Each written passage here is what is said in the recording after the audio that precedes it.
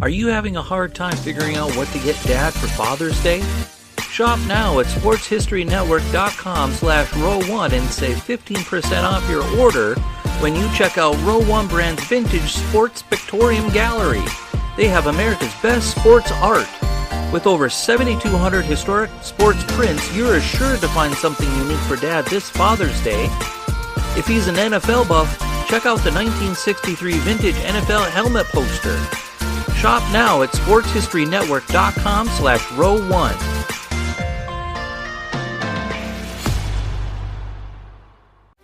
This podcast is part of the Sports History Network, your headquarters for the yesteryear of your favorite sport. You can learn more at sportshistorynetwork.com.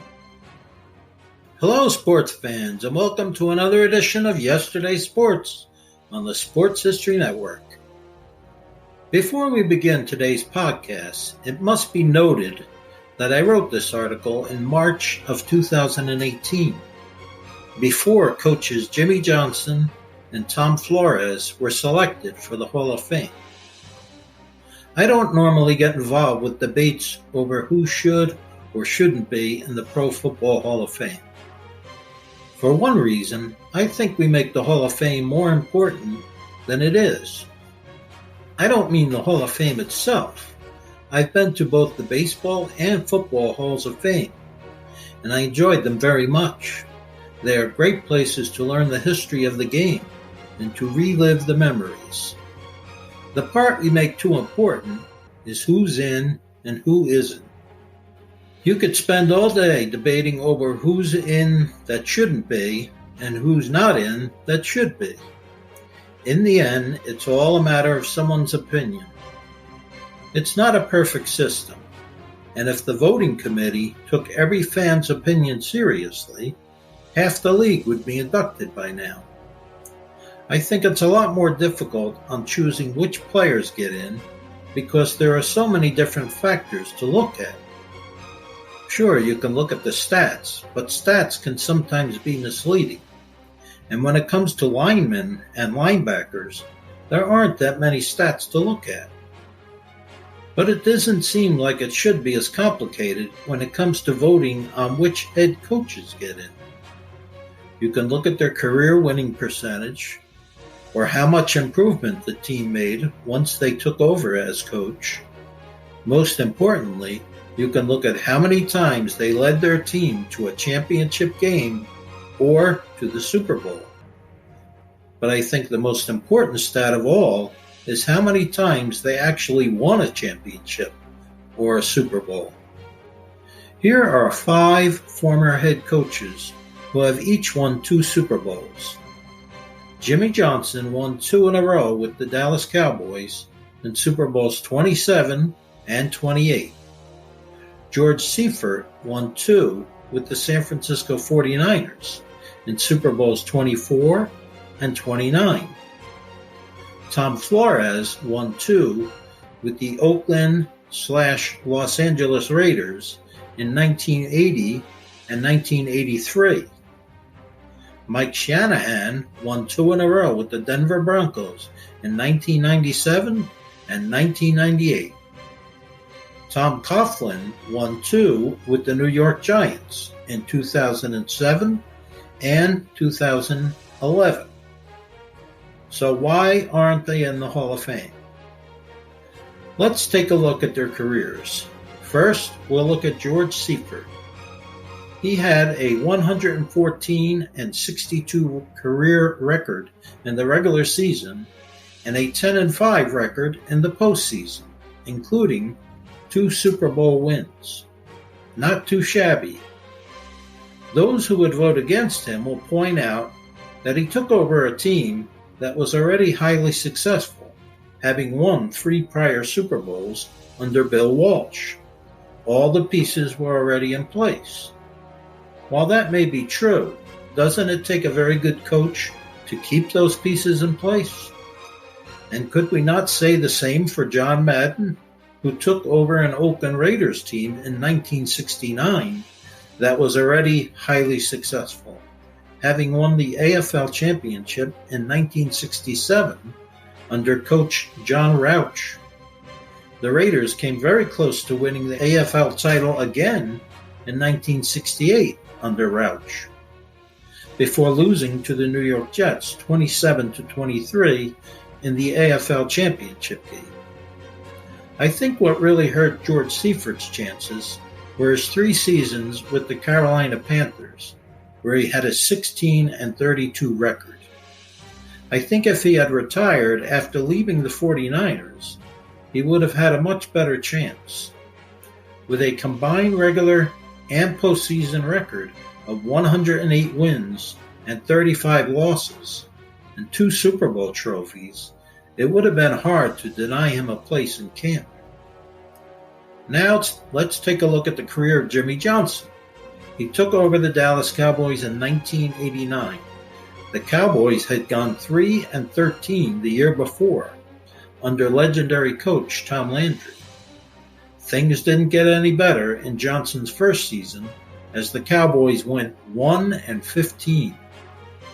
But they improved to 7-9 the following season. In 1991, they went 11-5 and made it to the playoffs before losing to the Detroit Lions. The following season, they won the Super Bowl and repeated that feat in 1993. Yes, they had some great players, with the likes of Emmitt Smith, Troy Aikman, and Michael Irvin, but it also takes a great coach to lead his team to 2 Super Bowl victories in a row. So what's keeping him out of camp? In his 5 years with the Cowboys and 4 years with the Miami Dolphins, his career record is a slightly above average 89-68. But one must admit, he led his team to 2 incredible seasons in 1992 and 1993, and one can only wonder what could have been had he and owner Jerry Jones been able to coexist.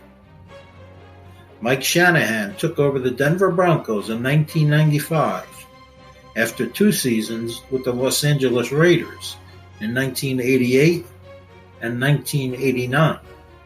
His record was 8-12 in those 2 seasons. In his first season with the Broncos, the team went 8-8. Not much of an improvement from their 7-9 record the year before. But in 1996, they went 13-3 before being upset in the playoffs by the Jacksonville Jaguars.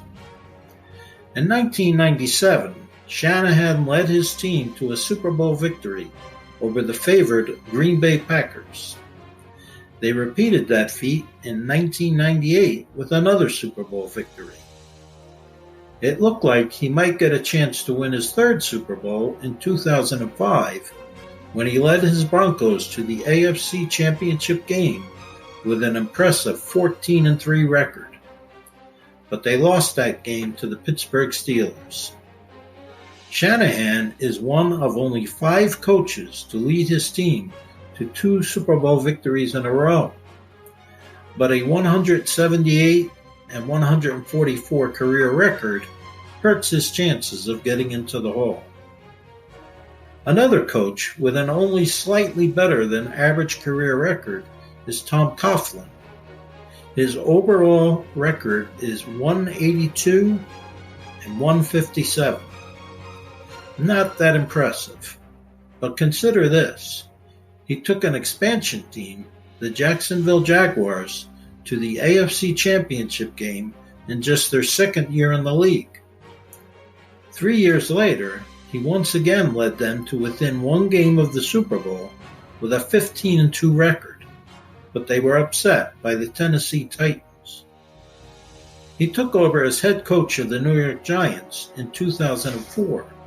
The Giants went 4-12 the year before he got there. 4 years later, he led them to one of the greatest upsets in Super Bowl history when they defeated the heavily favored New England Patriots, who came into the game with an 18-0 record. 4 years later, they again defeated the heavily favored Patriots. His postseason record with the Giants was an impressive 8-3. Tune in next week when we will do Part 2. This podcast is part of the Sports History Network, your headquarters for the yesteryear of your favorite sport. You can learn more at sportshistorynetwork.com. We here at the Sports History Network proudly partner with 26 podcasts, all revolving around the history of sports. But did you know that many of our hosts were sports history authors way before they started their shows? It's true. We've got Joe Ziemba, host of When Football Was Football, Joe Zagurski, host of Pro Football in the 1970s, Mark Morthier, host of Yesterday's Sports, Tommy Phillips, host of Lombardi Memories, and Scott Adamson, co-host of From the 55-Yard Line. All these authors have many books for you to choose from. To check them out, go to our website at sportshistorynetwork.com/sportshistorybooks. Pick up your copy today. Soundtrack provided by Kevin MacLeod of filmmusic.io.